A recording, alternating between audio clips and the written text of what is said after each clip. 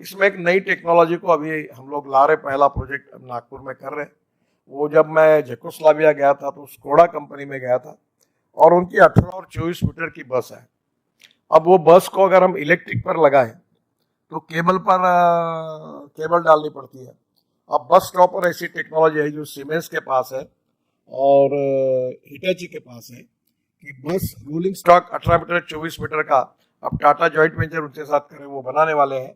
और सीमेंस और ये जो हिटाची है, ये आधा आधा मिनट में वो बस स्टॉप पे बस के वो नीचे जाएगा चार्जर, और बस को चार्ज करेंगे, वो 40 किलोमीटर उससे चलेगी, फिर जाएगी, फिर 40 किलोमीटर चलेगी। और उसमें अगर हम लोग सोलर पावर का इस्तेमाल कर सकेंगे शहर के, तो मुझे लगता है कि कारपोरेशन के सोलर पावर इसमें काम में आएगी, तो फ्यूल कॉस्ट जीरो होगी। और जब बस मैंने अब टाटा को बनाने के लिए कही है पहले पायलट प्रोजेक्ट के लिए, उसमें 135 लोग बैठेंगे, सीटें एग्जीक्यूटिव क्लास की होगी, लैपटॉप होगा, सामने से एंट्री होगी, क्योंकि बस सर्विस जो फेल हुई इसके कारण जो लोग पैसे देते हो पैसा ही हमारे खजीने में नहीं आता, तो इसलिए वहाँ कैमरा रहेगा, ऊपर से सामने से ड्राइवर के बाजू से लोग चढ़ेंगे और उतरेंगे, और सब रिकॉर्ड होगा। और टिकट नहीं होगा, उसमें अपने मोबाइल फोन पर या अपना कार्ड दिखाकर वो अंदर आ जाएंगे और उनके बैंक अकाउंट से पैसे मिल जाएंगे। तो इस प्रकार के सिस्टम करने के बाद उसमें हमने एक छोटी पेंट्री भी डिजाइन की है, और जैसे बस में एयर होस्टेस होती है वैसी बस होस्टेस होगी। वो आपको चाय कॉफी नाश्ता फ्रूट्स वगैरह दे सकेगी। और ये 50 किलोमीटर में ये पहला प्रोजेक्ट शुरू हो रहा है, और उसका टिकट रेट डीजल बस की तुलना में 30% कम होगा। अभी मैं एक प्रयोग कर रहा हूँ, मेरे चुनाव में नागपुर में इतने अनधिकृत लेआउट हैं, तो मैं उनको ज्ञान नहीं सिखा सकता। वो बोलते रोड बनाओ, वोट चाहिए मुझे। अभी हमने एक नया सिस्टम बनाया कि रोड में हम लोग, आप कारपोरेशन में 2 से 2.5 करोड़ पर किलोमीटर खर्चा आता है।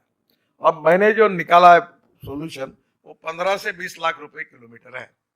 वो क्या है कि रोड की मिट्टी एक फुट तक खोदना है, फिर उसमें मुरुम ऐड करना है, और मुरुम के साथ उसमें हम 4% ये चुनखड़ी जो होती है, जो हमारे यहाँ सतना में है वहाँ से ला रहे, और वो कैल्शियम कार्बोनेट ऐड करेंगे, 20% फ्लैश ऐड करेंगे, उसको मिक्सर करेंगे, सॉइल स्टेबलाइज करेंगे, और बाद में उसके ऊपर रोलर घुमाएंगे, तो और रास्ता 10 साल के लिए होगा, जिसकी कॉस्ट 15 से 20 लाख रुपए किलोमीटर होगी।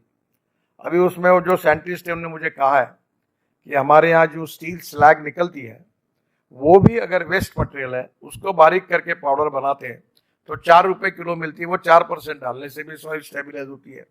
तो क्या पूरे झोपड़पट्टी के अनधिकृत लेआउट के जो रास्ते हैं, क्या उनको हम 10 साल के लिए अच्छे नहीं बना सकते?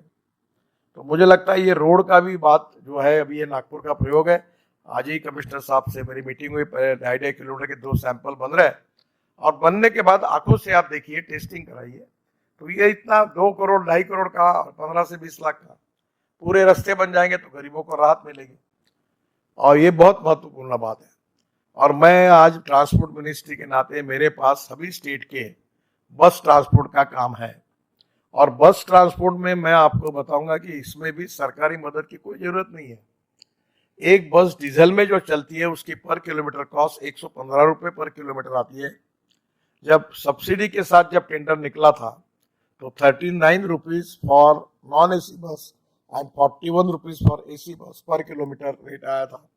अभी सब्सिडी बंद हो गई, अब 60 रुपए आया है।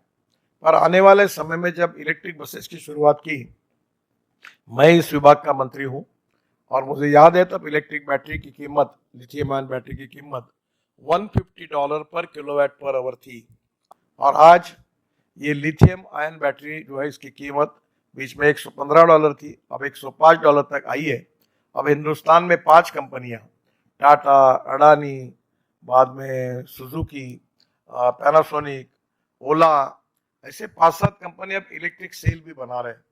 तो आने वाले समय में मेरा अनुमान है 2 साल के अंदर electric bus, electric scooter, electric truck, electric car, इसकी कीमत पेट्रोल डीजल कार और बस के बराबर ही होगी।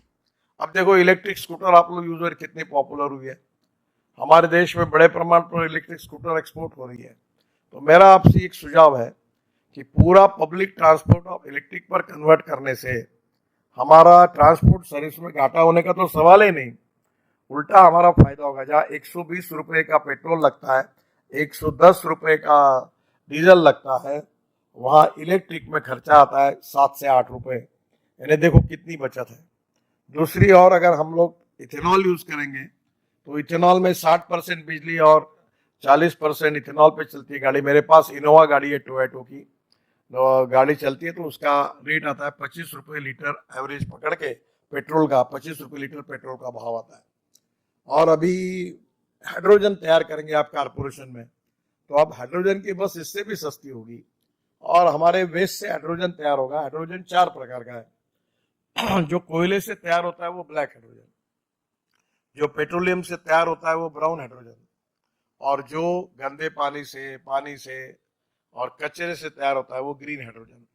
अब जो इलेक्ट्रोलाइजर प्रोसेस से हम वर्ल्ड में नंबर 1 मैन्युफैक्चरर है, पर इलेक्ट्रोलाइजर से अगर गंदे पानी से अगर हाइड्रोजन बना तो उसको 50 यूनिट बिजली लगती है। 150 रुपए की बिजली लगेगी तो हाइड्रोजन का भाव कम से कम 300 रुपए केजी जाएगा। मेरी आप सबको अनुरोध है, मैं बिल्कुल प्रूफ के साथ जिम्मेदारी के साथ बता रहा हूँ, हर कारपोरेशन, हर नगर पालिका अपने कचरे को सेग्रीगेट करके ऑर्गेनिक वेस्ट से मीथेन तैयार करना और मीथेन से हाइड्रोजन तैयार करना, और हाइड्रोजन पर पूरे नगर की बस सर्विस, ट्रक सर्विस, कचरा फेंकने वाली, बाहर की टैक्सी, सब अगर कन्वर्ट करेंगे हाइड्रोजन पर तो हम निश्चित रूप से पैसा कमाएंगे।